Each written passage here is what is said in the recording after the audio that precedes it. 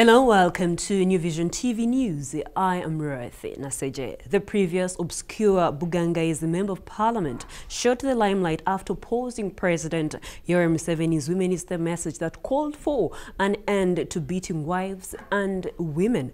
The Honorable Onesimus Twinamasiko apologized but stated that he meant another type of beating, not the normal beating. New Vision TV puts the whole saga into perspective. There have been so many reports of wife battering in Uganda and murder that on this year's Women's Day, President Yoweri Museveni devoted some time to criticizing wife beaters. But not everybody agreed with the president. Recruited them in the army when everybody thought women cannot be in the army.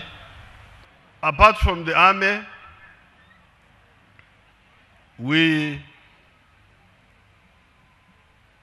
empowered them in the politics. Bugangai's MP Onesimus Twinamasiko stood on stairs of Parliament building and criticized the president's criticism. According to the MP, wives need to be beaten from time to time to keep them in line. The beating I meant wasn't the normal beating,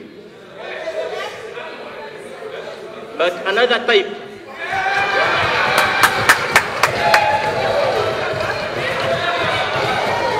For avoidance of doubt, Twinamasiko repeated in Uganda, the country's most widely spoken language, saying the president was wrong and that wives needed some periodic beating. Suddenly, the hitherto unknown Twinamasiko became an international figure, being quoted by news agencies worldwide. But the local women activists did not allow Twinamasiko to enjoy his newfound fame in peace. They called for his resignation, and some even demanded that he gets mental treatment. On Wednesday, exactly a week after Women's Day, Twinamasiko stood on floor of Parliament and withdrew his wife-beating remarks, apologizing profusely to the House and all the women of Uganda, saying he upholds their dignity. Your understanding, and I honestly pray that you and all members of the public accept my sincere apology. I reiterate my unshakable faith in the dignity of women. I'm totally against gender-based violence, especially against women. And this is to tell the world and my colleagues that any form of violence against women should be strongly resisted. To understand Twinamasiko's predicament, one needs to recall Uganda's and in particular President Museveni's efforts for women emancipation. Even before NRM took power in 1986, a rebel movement, it was practicing affirmative action for women. Local councils elected in the liberated areas had to have women councillors, a practice that was formalized when the NRM took power until 1989, when the practice was escalated to Parliament, where 1/3 of the seats are for women. Even the current speaker is there on the affirmative ticket. Museveni's government also moved to address the gender imbalances from the foundation by pursuing policies in favor of the girl child, previously neglected in traditionally inclined communities. Besides universal free primary education, girls are awarded extra points during admission to public universities. It is against such background of over 3 decades deliberate women's emancipation that Twinamasiko's wife-beating crusade came as an absurd shocker. With his profuse apology, Twinamasiko's brief bizarre fame may hopefully soon be forgotten. I take this opportunity to withdraw altogether the unfortunate statement.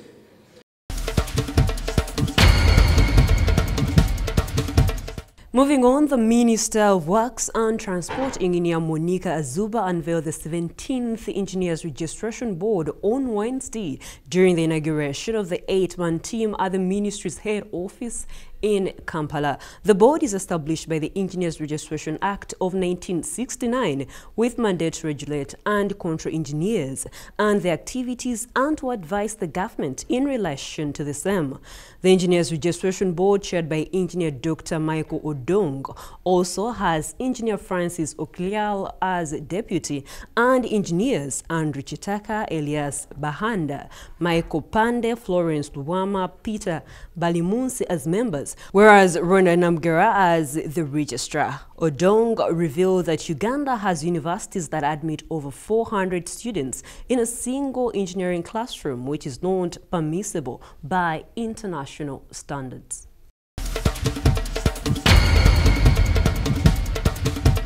In other news, the Kampala Capital City Authority and the Ministry of Education are to ensure that all primary and secondary schools in the city and other districts have libraries. This was revealed by the Director of Education Services, KCCA, Juliet Namudu, and the Senior Education Officer, Basic Education Department at the Ministry of Education and Sports, Musa Virunji, at a joint press conference at the launch of the Drop Everything and Read Dear Week. The Dear is a special day which is celebrated worldwide to remind ourselves about the virtues of reading among communities. Namudu said that all city schools which are currently under renovation, KCCA will ensure that there is a library. KCCA has 79 schools. Currently, most schools in the city do not have libraries, neither do they have reading corners. And in our sports roundup, Martin Kiza scored the only goal for SC Villa bottom side Masavo 1-0 at Masaka Recreation Grounds to brighten their chances of winning their first league title after 14 years. The victory took SC Villa to 43 points for above second-placed Vipers, who beat URA 1-0 at Nambole. KCCA, who are not in action, are third with 36 points but have 3 games in hand. In Bombo Onduparaka, who told their coach Livingstone Babazi to step aside, played to a goalless with UPDF at Luzira. Maroons suffered their first league defeat since September last year when they lost 2-1 to Chilinya Ginger SS. Musa Isenu notched a bronze for Chilinya, while Alan Anguyo scored a consolation for Maroons. Elsewhere, Elisa Sechsambi's penalty after URA captain Alan Munaba fouled Milton Carissa helped Vipers to register their 11th victory.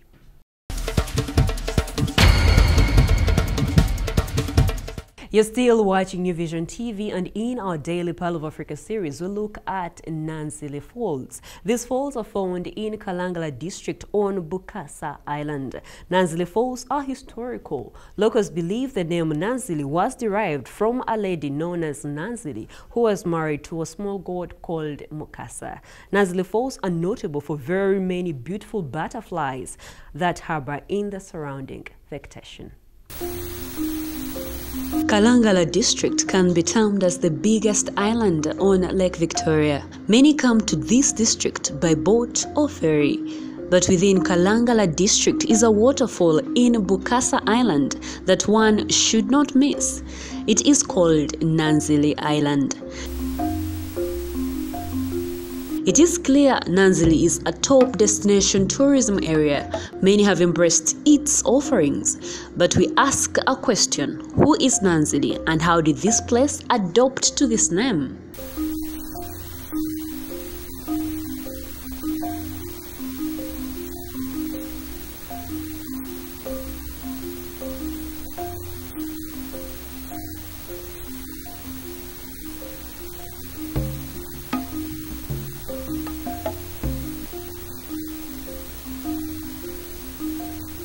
Wanda Christopher has lived on Bukasa Island all his life. He says his ancestors could not tell the source of Nansili Falls. However, he says it pours its water in Lake Victoria. Nansili is said to be attracting so many tourists from across the globe who wonder where it gets its water.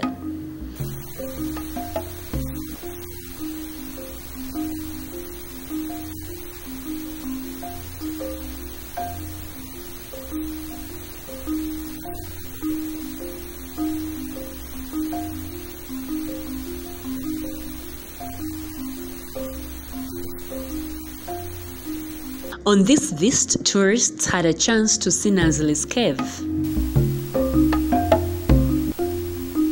Nansili is notable for very many beautiful butterfly species that harbor around its vegetation. Now for more Pearl of Africa stories, visit our website www.newvision.co.ug. Our newspaper, The Sunday Vision, is another home of adventures, so get your copy every Sunday for Pearl of Africa stories.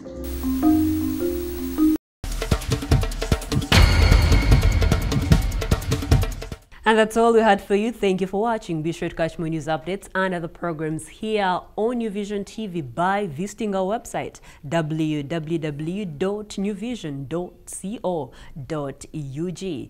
I am Ruthi Naseje.